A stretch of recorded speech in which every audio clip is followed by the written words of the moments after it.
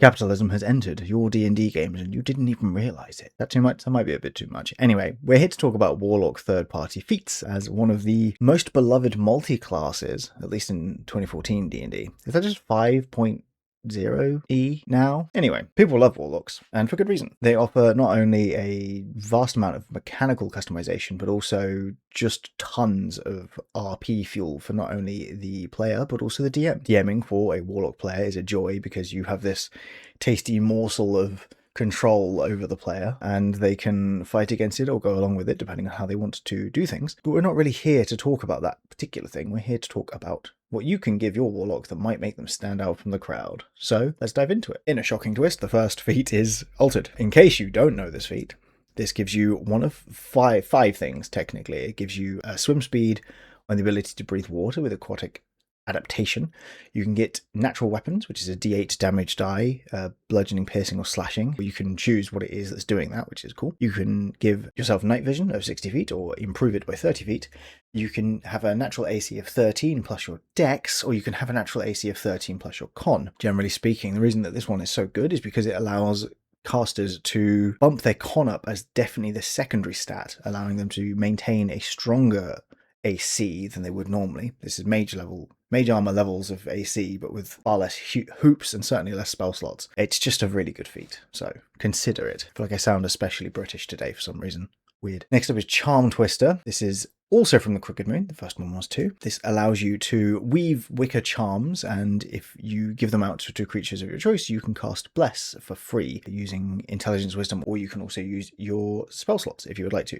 Having Bless on a Warlock is something you're probably not going to do a huge amount, but having it for free is pretty tasty. Along with that, you can weave Spite into a charm and leave it in a creature's home to curse them and give them disadvantage on all ability checks and attack rolls using one of their stats, which is quite powerful if you're running an RP campaign where you're hunting corrupt politicians or something. Convincing Inquisitor is one that kind of works with any character you want to be good at social stuff. It allows you to not have disadvantage against hostile creatures when trying to influence them, but it also allows you to use any modifier of your choice when you make an intimidation or persuasion check. And if you succeed on an insight check against a creature to detect lies or the evasive answers that they might give, you get advantage on any initiative rolls involving that creature for the next hour. I wouldn't say this is as good as Altered, but it's a useful one if you want to be playing the party face. That being said, I do think this is better on non-charisma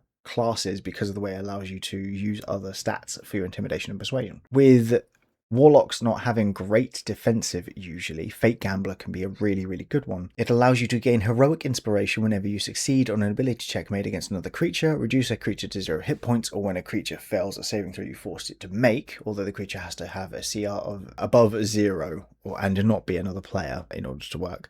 And you can also use a bonus action to turn heroic inspiration into temporary hit points equal to your level. The ability to combo this with things like Armor of Agathis for a little bit of extra temp health, but theoretically, especially if you could build around ways to buff that up, although the only one that comes to mind is the Bountiful Health feat, I think it is, at level 19. It's a useful one for a bit more survivability, a useful bonus action as well. Reveling Fool allows you to don a mask or clown outfit, basically, to gain a new identity that is separate from your own.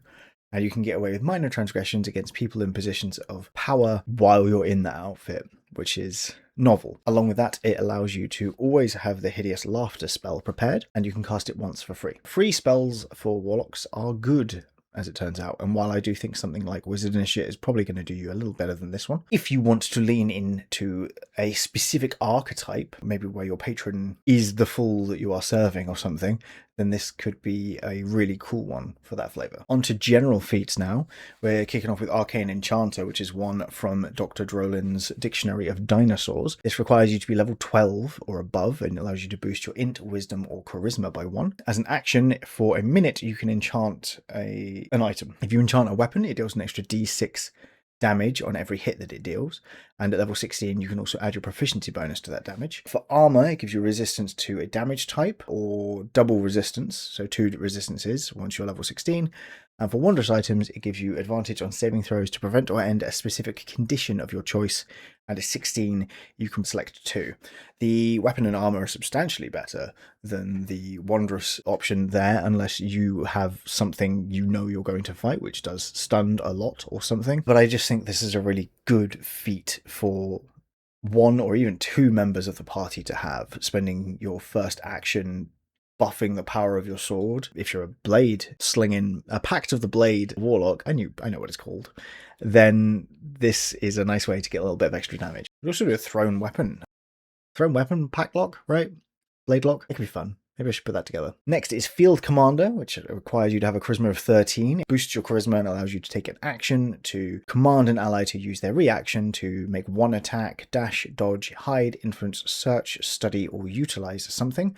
And while you are within 5 feet of 2 or more allies that aren't incapacitated, enemies can't have advantage on attack rolls against you. The second part is very niche, but the ability to weaponize people's reactions is very, very good, especially if you have a rogue in the party. Focus critical, nice and simple. Boost your strength or dex by 1, and your attack rolls with weapons or unarmed strikes can crit on a 19 or 20. More critting is more good. Hulking figure serves a specific kind of warlock, but I think it's worth mentioning. You boost your strength or your con by 1. The ability to boost your con there is quite nice. Once per turn, you can deal an extra d4 bludgeoning damage if you hit with an unarmed strike, which is why I said it's only a specific kind of warlock that gets anything from this. But it also allows you to add your strength modifier to your intimidation, performance, and persuasion checks. Do not ask me how you add your strength to a performance check. I do not know. I guess you flex and you just hope for the best. It also gives you a better carrying capacity. I don't know how many strength warlocks there are running around, but if you are one, this could be a fantastic feat for you. Next is Sangromantic Initiate. The Sangromancy spells from Grim Hollow require you to expend dice to utilize them properly. Sangromancy Initiate gives you 2 d12s you can use in their stead, which is a boost to the power of some of them. And it also lets you get a Sangromancy spell from any spell list of a level which you have spell slots and cast it once for free, which is always good. And next we have a pair of feats. We have Shadow Steel Adept, which is the level 4 one. You get to increase your intelligence, wisdom, or charisma by 1. You always have Shadow Steel Curses prepared, and you can cast them with any slots that you have. While holding your Shadow Steel Focus, you get a +1 to your spell attack rolls and saving throws. And you also get a +1 to your attack rolls and damage rolls if your Shadow Steel Focus is a weapon. This just feels very warlocky to me, I think, and it's cool. Shadow Steel Curses are a specific kind of spell, so it is niche, but it isn't just on your Shadow Steel Curses that you get the bonus, which means that this can be pretty darn useful. Shadow Steel Master, which is the level 8 follow-up to Shadow Steel Adept. This also allows you to boost your intelligence, wisdom, or charisma. And if you cast a spell while holding your Shadow Steel Focus that targets 1 or more creatures and requires an attack roll or saving throw, you choose one of those targets who you hit or who fail the throw, and they take 1d4 necrotic damage for each spell slot level expended to cast the spell, which is 5 for you. Generally packed slots. Along with that, if your Shadow Steel Focus is a weapon, you get a +2 bonus to your attack rolls and damage rolls, and on each of your turns, once per turn, when you hit someone with that weapon, you can deal an extra 2d8 necrotic damage. This is just good, again, mostly for blade locks, but it is very, very cool. Finally, we have a Swift Witchcraft, which is a big flavor win, I think. You boost your intelligence, wisdom, or charisma, and you can use an action to cast a spell that has a casting time of a minute once per long rest. I will, at some point, look up the spells that this applies to, but I cannot promise that will be at any point before I film the last of these videos. Sorry, I'm mostly useful, I like to think, and that'll have to do. That does bring us to the end of this little video, though. I hope you have been inspired with new Warlock vibes and ideas. I really want to build a Shadow Steel Warlock now. But if you enjoyed this, and I hope you did, please like and subscribe. It helps me out a lot. I forgot to thank my members. Thank you to the channel members. You're all good eggs, and I appreciate you. We also have a Discord. You can check out the link in the description if you would like to join. Come join us. We chat mostly about third-party D&D, shockingly. And I hope that you all well and continue to do well, and I will see you whenever it is I next see you. Goodbye.